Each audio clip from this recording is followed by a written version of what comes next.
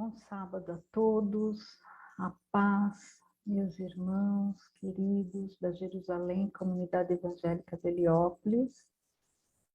Eu sou Sandra Diaconisa, psicóloga. Para quem está assistindo pela primeira vez e não me conhece, vai saber que de 15 em 15 dias nós caminhamos com os nossos estudos sobre saúde integral em tempos de mudança. E hoje eu falarei do poder do perdão e da remissão. Esse estudo está fundamentado na teopsicologia, com apoio da Educação Cristã 2 da Jerusalém e apoio da pastora Maria José. Vamos orar. Senhor Deus, Mestre amado, em nome de Jesus, apresento esse trabalho. Eu peço capacitação, Senhor, perdoe os meus pecados, os conhecidos, os ocultos. Senhor, por falar do perdão, Senhor, em nome de Jesus, sabemos que cada um tem uma medida de perdão, uns mais perdoadores, outros menos, mas que o Senhor possa, Senhor, agilizar e aumentar, Senhor, a medida de perdão dentro de cada um de nós, para que nós possamos, Senhor, saber que o Senhor é perdoador, o Senhor nos perdoou, um entendimento que não, tamanho que nós não podemos alcançar, mas sabemos, Senhor, através do perdão, do seu sacrifício de cruz, Senhor, nós fomos salvos. Em nome de Jesus, Senhor, aumente a nossa medida, que nós possamos entender, Senhor, o teu querer, a sua vontade, o seu desejo, Senhor, ao amarmos uns aos outros e perdoarmos uns aos outros. E aqui estamos, Senhor, diante da sua presença. Que esse estudo possa, Senhor, ser uma semente que possa chegar no coração de cada um, Senhor, segundo o seu desejo, a sua vontade, e o que não for de ti seja retirado exatamente nesse momento, em nome de Jesus. Amém. E vamos falar do perdão, que é um assunto delicado. Podemos ficar aqui, né? Se fosse escrever, seria páginas e mais páginas. Nós vamos falar de um essencial sobre o perdão. O perdão é a melhor maneira de lidar com a dor quando alguém se machuca profundamente, injustamente. Vamos ver sobre isso, que a palavra de Deus fala sobre isso. O poder do perdão, em Marcos 11, 25. E quando estiverem orando, se tiverem alguma coisa contra alguém, perdoem, para que também o Pai Celestial lhe perdoe os seus pecados. Marcos 11, 25. Dentre todos os ensinamentos das Escrituras, perdoar o que nos ofende é um dos mais difíceis maneiras de obedecer. Nossa tendência é agarrar-nos à ofensa, cuidar de nossa ferida e guardar ressentimentos, né? A gente fica pondo band-aid nas feridas, né? Ou, no mínimo, nos desligar para sempre da pessoa que nos causou sofrimento. É uma maneira que a gente quer de tirar da frente, né? Tira dos olhos, tira da frente, distanciamento geográfico, mas isso não resolve o problema. Então, há ocasiões, como nos casos de abuso, separação física, é necessária. Que tipos de abuso? Abuso psicológico, abuso assédio moral, sexual, violência física, violência psicológica, a pessoa para se proteger, às vezes ela precisa da separação. Quando um crime foi cometido, a justiça e o perdão andam de mãos dadas, porque devemos perdoar a pessoa independentemente do arrependimento dela, porque não falam que quando nós perdoamos nós que nos envenenamos, né, é nos limparmos de todo esse veneno. Nesse texto, né, Marcos 11, Jesus se refere à nossa obrigação espiritual de perdoar uns aos outros, por termos sido tão grandiosamente perdoados por nosso Pai. Isso talvez a gente saiba intelectualmente, estudamos, né, nos emocionamos por isso. mas transformar isso numa ação nossa, né? Tamanho perdão de Deus, mas como nós podemos, através desse exemplo, pensar que nós também precisamos perdoar. E temos um modelo de perdão, temos um referencial e um modelo de perdão de Deus por nós. A recusa em perdoar revela que não compreendemos o nível de perdão que recebemos, né? A gente tem um referencial, tem um modelo de intelectual, uma compreensão, mas nós precisamos transformar essa compreensão numa relação nossa, mais no nosso todo. Perdoar não significa esquecer. Nós podemos lembrar, mas decidimos não permitir que a lembrança nos amargure. Então, depois que a gente perdoa, eu já passei por isso, a lembrança fica bem mais suavizada. Só lembramos, mas não sofremos. Devemos perdoar com o nosso lado nobre, não com o nosso lado mesquinho. Nós perdoamos nós temos que levar a decisão do perdão a um lado nobre. Porque se nós pensarmos no perdão com mesquinharia, a gente vai sempre falar, eu vou perdoar e vou permitir que o outro continue fazendo da mesma maneira. Eu vou perdoar e a pessoa não vai perdoar.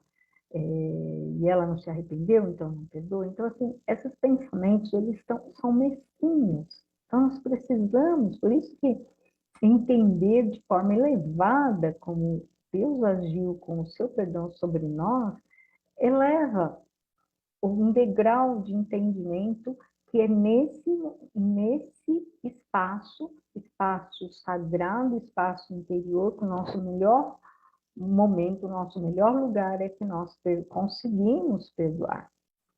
Devemos, porém, lembrar que o ato de perdoar não exime a pessoa do erro, mas liberta quem perdoa. Ao perdoar, você livra do peso da mágoa, do sofrimento e do ressentimento. Pode deixar tudo isso para trás e continuar a sua vida. Quando decidimos não perdoar, acabamos presos no passado e andamos nas trevas. Em João 2, de 9 a 11, diz: aquele que diz está na luz e odeia seu irmão, até agora está nas trevas. Aquele que ama seus irmãos permanece na luz e nele não há nenhum tropeço. Vale a pena, né? Aquele, porém, que odeia os seus irmãos está nas trevas e anda nas trevas e não sabe por onde vai, porque as trevas lhe cegaram os olhos. Por isso que também dizem, muitas vezes, que o perdão cega, ou falta de perdão cega, né?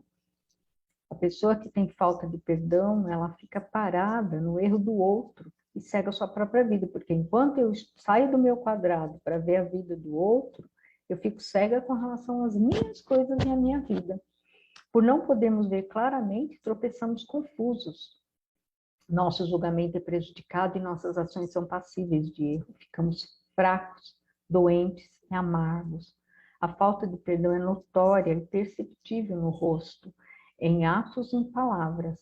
As pessoas percebem mesmo que não possam identificar o fato e não se sente confortável na companhia, né, de quem a gente percebe que está amargurado. Então, o coração, né?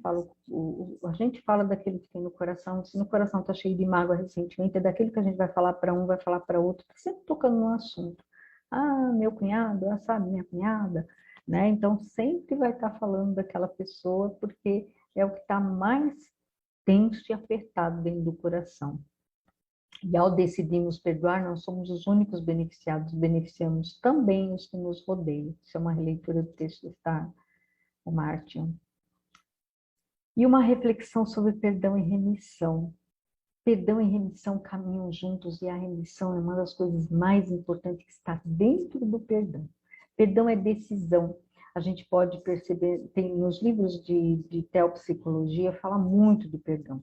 Perdão antes era uma questão só bíblica, igreja e da religião, e hoje é uma questão até científica, porque existe um grupo na USP que ministra perdão nos hospitais, nas instituições, provando que o perdão é libertador, faz com que a pessoa tenha alta mais rápido, saia do hospital mais rápido, ou fiquem mais em paz, ou até partam mais tranquilas, né? Então, isso é provado, e nos livros de teopsicologia, ou mesmo a palavra diz que perdão é decisão.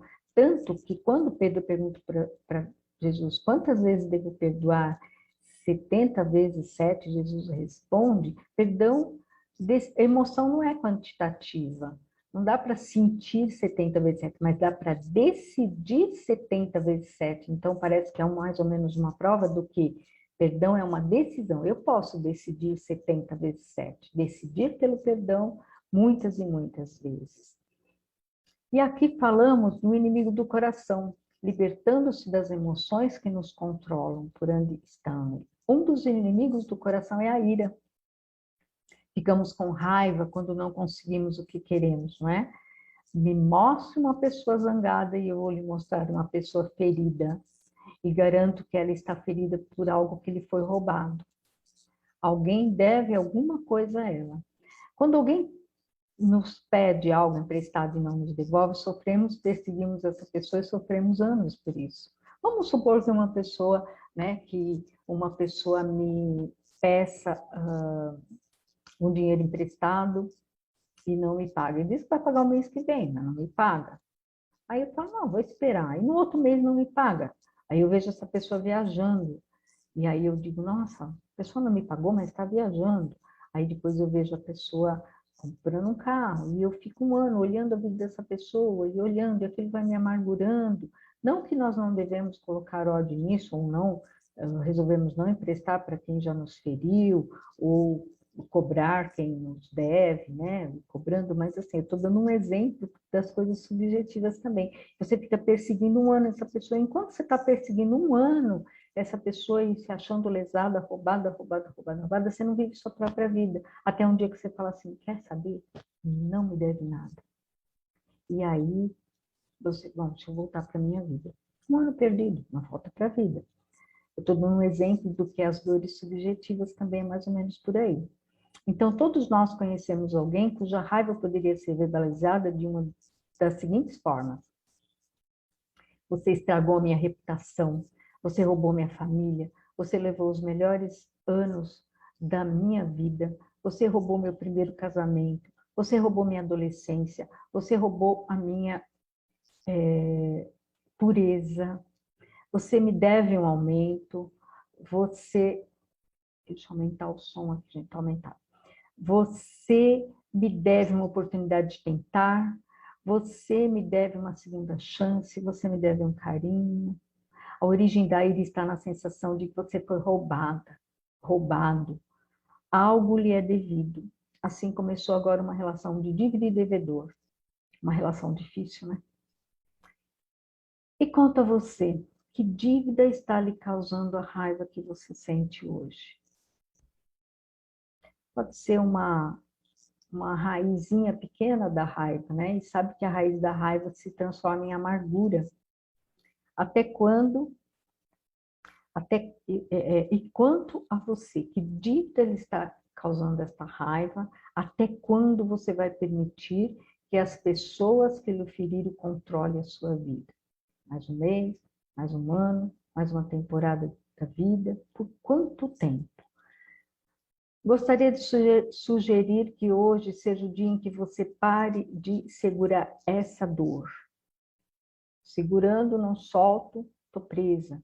Embora seja verdade de que não se pode desfazer o que foi feito, também é verdade que você não precisa deixar o passado controlar seu futuro. Em Efésios 4. Somos instruídos a nos livrar de toda amargura, indignação e ira. Fazemos isso perdoando uns aos outros, assim como Deus os perdoou.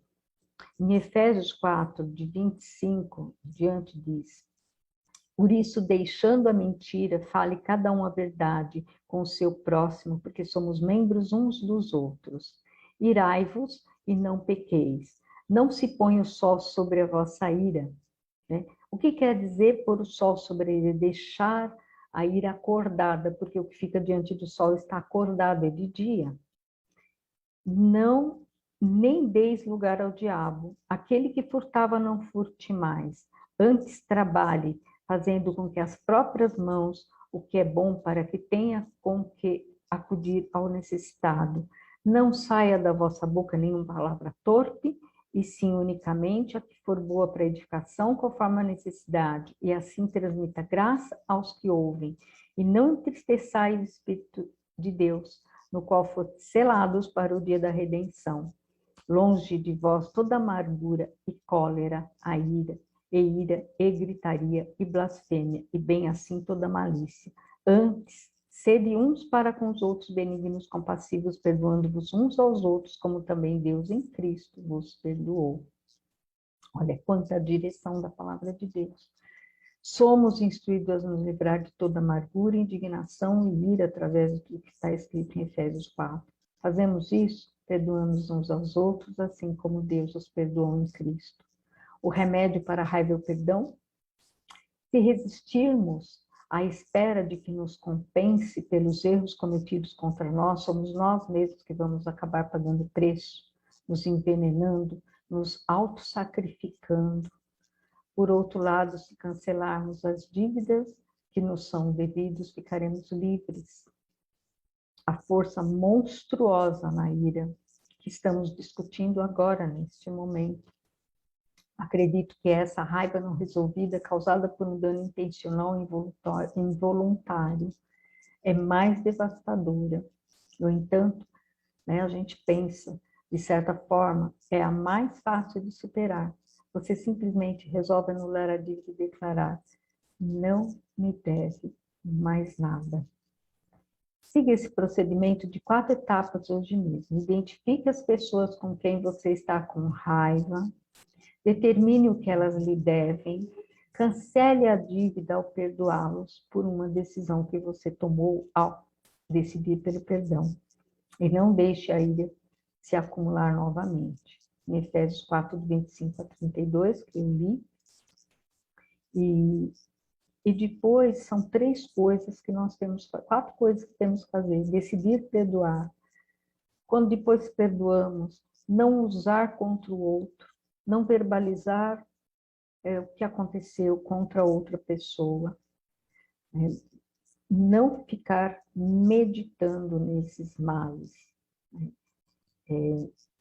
São 3 coisas: decidir perdoar, não meditar mais nesses males. Meditar, eu digo, é ficar remoendo. Lembrar vai lembrar, mas meditar é colocar para dentro e ficar remoendo. E não utilizar contra o outro e não falar contra o outro sobre o que ocorreu. Essa é a mensagem de hoje. E eu espero que nós possamos saber que perdão não é emoção, é decisão, e decidirmos por ela. E também cumprirmos a remissão, cancelando todas as dívidas. Senhor, peço que sempre nos ajude a perdoar os que nos magoaram. Não quero inibir o perdão que tens para mim por não ter perdoado outra pessoa. Então, que ele não iniba o perdão, que ele tem por nós, por a gente não perdoar outra pessoa. Essa é a mensagem. A paz do Senhor a todos nesse sábado bonito. Tivemos um sábado com um ar gostoso. Em nome de Jesus, nós finalizamos nosso estudo e nunca há fim para a palavra de Deus e para os estudos. Sempre é um começo. Nós começamos, cada um tem a semana para pensar sobre o perdão. Amém? Um beijo para todos. Recebem a bênção, o grande amor do nosso Deus e Pai, e a graça consoladora do nosso Senhor Jesus Cristo, e as preciosas consolações do Espírito Santo, seja por cada um de vós, hoje e para sempre, em nome de Jesus Cristo. Amém. E graças a Deus.